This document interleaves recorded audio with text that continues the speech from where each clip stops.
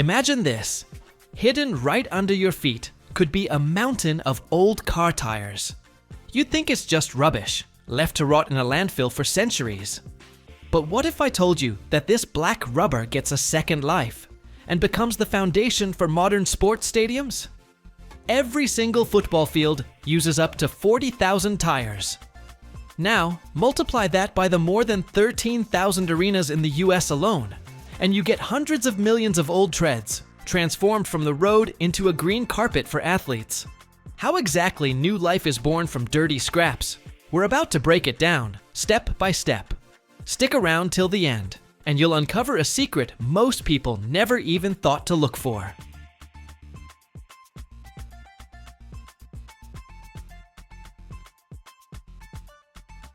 So today, we're heading to a cemetery. A car tire cemetery.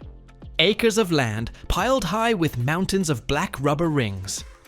These are the silent veterans of the road, having done their thousands of miles, now lying here, seemingly useless.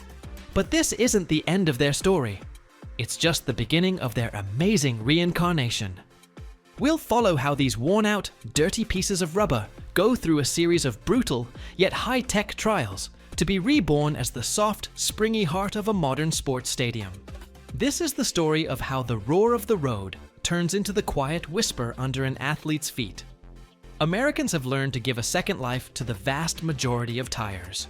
The recycling rate for old tires in the US is now over 85%. That's one of the highest rates for any consumer product.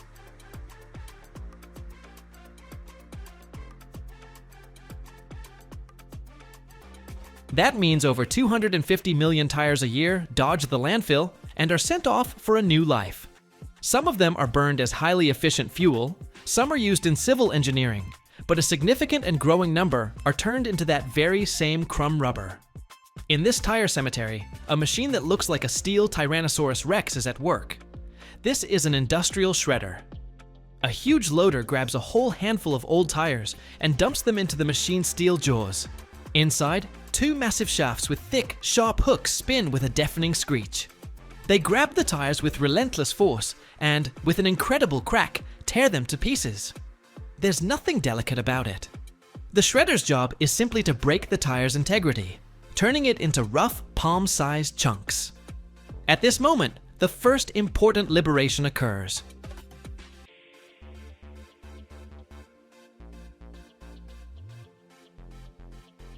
Inside, every tire is a steel cord, a strong frame of steel wire. As the tire is torn apart, this cord is released, turning into a shiny web of steel threads mixed with rubber chunks. This chaotic mix of rubber and steel moves along a conveyor belt. And here, a powerful, massive industrial magnet spinning above the stream of shredded material comes into play. Like a fridge magnet, but 1,000,000 times stronger, it pulls all the steel threads from the rubber mass. With a screech and a clatter, the steel cord sticks to the magnet and is dropped into a separate container. This steel will later be sent off to be melted down, while our cleaned rubber continues its journey. But it's still too big and coarse. The next stop is the granulator. This is something like an angry coffee grinder the size of a car. Inside, sharp blades spin at enormous speed, chopping the large chunks into a smaller fraction, about the size of a fingernail.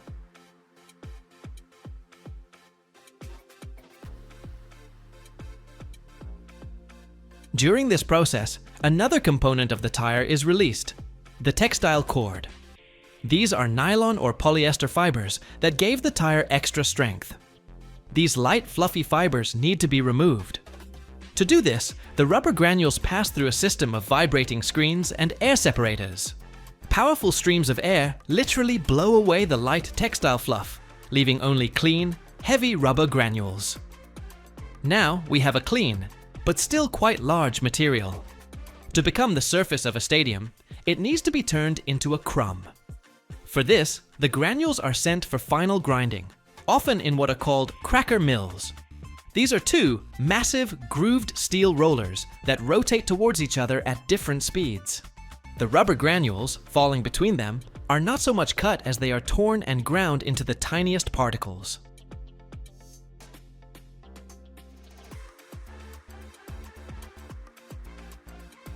As a result of this process, we finally get what this was all about: crumb rubber. It's a uniform, free-flowing mass, like black caviar or coarse sand, where each particle is only a few millimeters in size. This crumb is carefully sifted to ensure a perfectly uniform size and is packed into huge one-ton bags. Its journey from a dirty tire to a clean, high-tech raw material is complete. And now, let's jump to the place where this black crumb will find its true calling: the construction of a new stadium. Workers roll out huge rolls of artificial turf over a perfectly leveled gravel base. This isn't just a green carpet. It's a backing with long, soft polyethylene blades sticking straight up.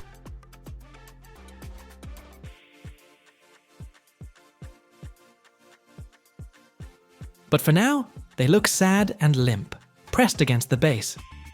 For them to stand up and look like real grass, they need support. And this is where a special machine, looking like a large fertilizer spreader, drives onto the field. A process called infill begins. First, the machine spreads a uniform layer of fine, rounded quartz sand over the entire field.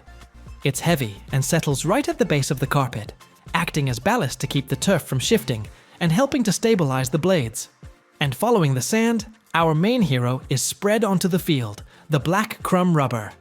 The machine distributes it just as evenly over the entire surface. And here, the main transformation happens. This crumb fills the space between the blades, forcing them to stand vertically, just like real grass.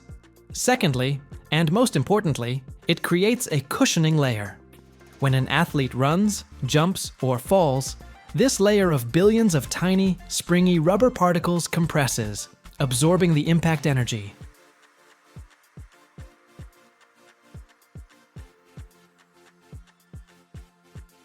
It's like running on a billion tiny trampolines. This drastically reduces the strain on athletes' joints and makes falls much safer.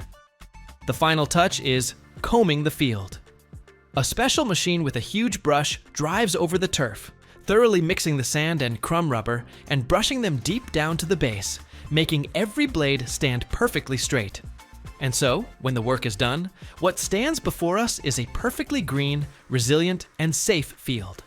And none of the players running on it might ever guess that under their feet, between the bright green blades, lie millions of particles of old car tires that have completed their epic journey from the roar of the motorway to the quiet, springy surface of a sports arena, having received a second, much nobler life.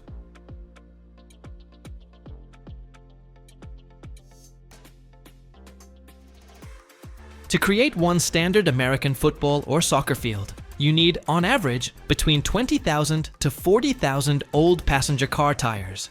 Just think about it. A single field completely eats up a whole mountain of rubber waste. And how many of these fields are there in the country? Right now, there are over 13,000 artificial turf fields in the US, at schools, colleges, parks, and professional arenas. And that number is growing every year.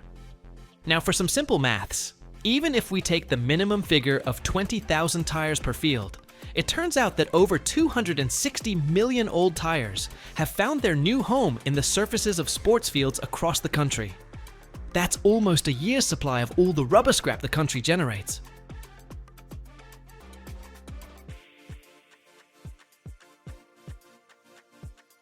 Natural grass is a very fussy thing. It needs to be constantly mowed, watered, fertilized, and given time to rest. On average, a natural field can handle no more than 20 hours of play per week. And an artificial turf field? It can operate 24 hours a day, 7 days a week, in rain or shine. Now, let's talk about water. A single artificial turf field can save from 500,000 to 1 million gallons of water every year. That's the amount of water an average family uses in several years. Add to that the savings on fertilizers, pesticides, and lawnmower work, and the benefit becomes obvious. So next time you see a bright green field, know that it's not just a place to play. It's a monument to human ingenuity that solves a waste problem, makes sports safer, and saves precious natural resources, one old tread at a time. Imagine this. A single piece of steel that can hold the weight of 100 fully loaded semi-trucks. How? It's all about a shape engineers call the I-beam. This isn't just metal, it's the backbone of our cities, born from rusted scrap and forged in lightning, fire, and thousands of tons of pressure. But here's the kicker. Why are brand new I-beams almost entirely made of the past? Cars from the 70s, rails from the 30s, even armor from World War II. All of it could be holding up a modern skyscraper. Stick around and you'll learn a secret that will change the way you think about the power of steel.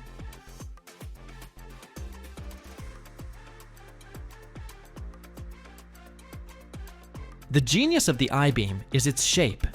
The real heavy lifting is carried by the top and bottom parts, so that's where most of the metal is packed, in the flanges.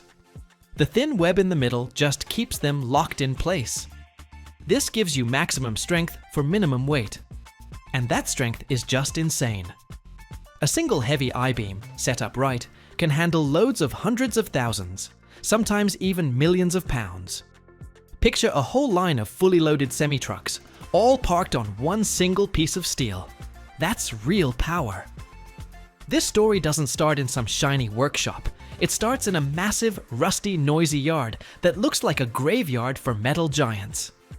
This is a scrap yard. Mountains of old cars, chopped up rail cars, building frames, and industrial junk are all waiting for a second chance.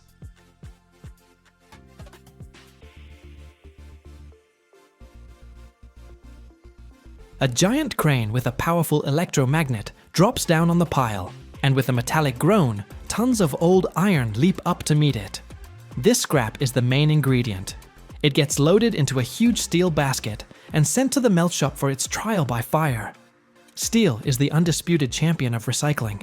The recycling rate for structural steel in the US is a whopping 98%. That means nearly every piece of steel from torn down buildings, old bridges, and scrapped ships gets put back to work. On average, a new I-beam made today is 90% recycled metal. This creates an incredible, endless loop. A skyscraper going up today could have a piece of a 70s muscle car, a 1930s railroad track, and even armor from a World War II battleship inside it. This isn't just a hunk of steel.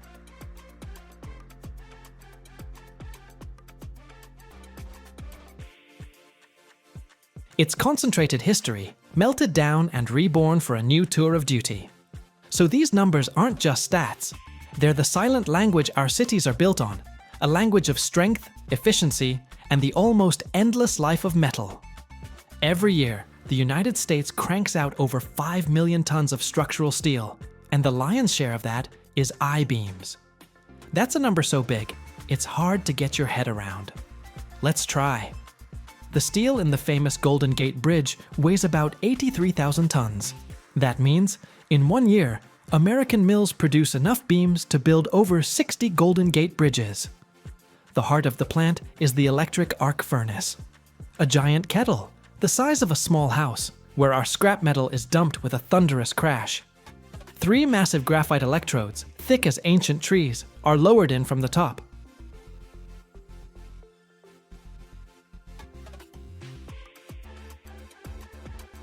And then the operator hits the juice. An electric arc, basically a man-made lightning bolt, erupts between the electrode tips and the metal with incredible force. The shop fills with a deep, bone-rattling roar, and the light from the arc is blinding. The temperature inside instantly shoots up to 3,000 degrees Fahrenheit. The metal doesn't stand a chance. It starts to melt, turning into a boiling, blazing lake of steel. Special additives are tossed into this molten bath to get the exact grade of steel needed, strong but flexible enough to handle massive loads. When the steel is ready, it's time to turn this liquid river into something solid. The molten metal is poured into a continuous casting machine. The blazing liquid flows into a special, water-cooled copper mold. As it passes through, the outer layer of steel freezes, forming a thin skin.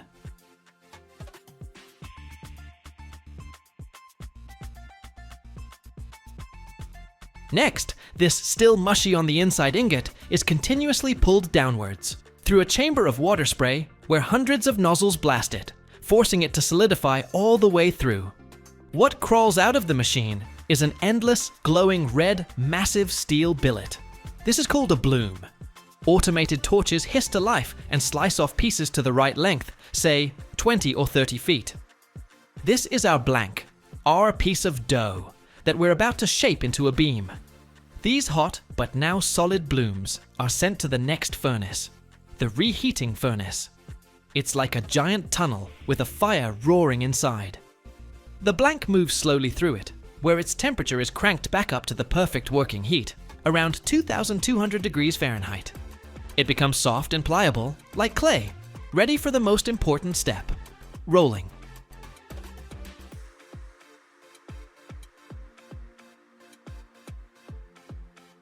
And this is where the real show begins. The bloom, glowing a brilliant orange, rolls out of the furnace and hits the rolling mill. This is a series of giant steel rollers, like massive rolling pins, lined up one after another. But these rollers aren't flat. They have special grooves cut into them, shaped to gradually form an I-beam. The bloom slams into the first set of rollers.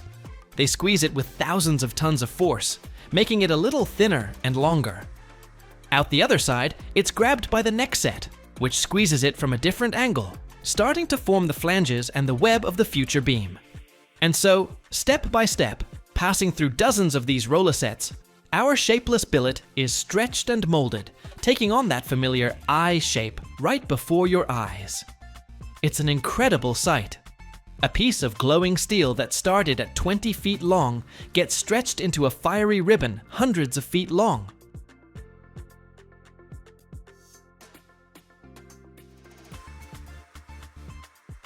The whole mill is filled with a symphony of bangs, screeches, and the hiss of water keeping the rollers cool.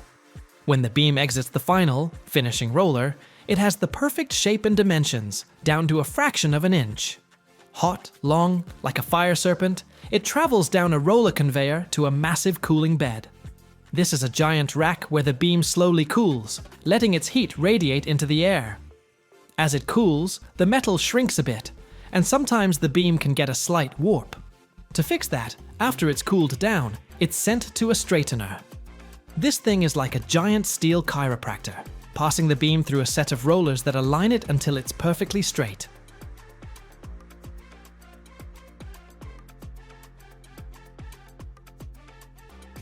So, we have a perfectly straight, long beam, but it's not ready to ship yet. Time for the finishing touches. First, it's cut to the specific lengths the customer ordered. This is done by giant saws with blades 6 or 7 feet across. With a deafening scream and a shower of sparks, the saw cuts through the thick steel in seconds. Then, every single beam goes through a tough quality control check. Inspectors measure its geometry, and special ultrasonic machines scan the metal to make sure there are no hidden cracks or flaws inside. Only then does the beam get its marking, its birth certificate, with the steel grade, size, and batch number. The finished inspected beams are picked up by giant cranes and stacked in the yard, or loaded directly onto special railcars or trucks.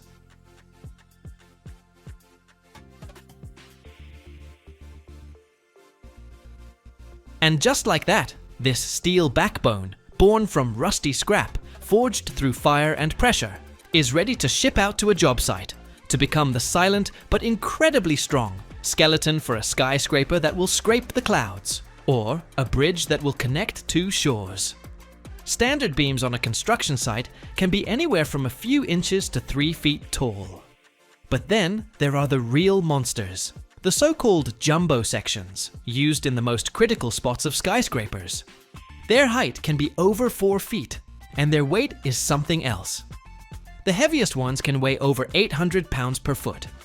Think about that. Every foot of that beam weighs as much as 3 grown men. And a standard length for these things is 60, 80, or even 120 feet. A single one of those beams can weigh as much as a battle tank.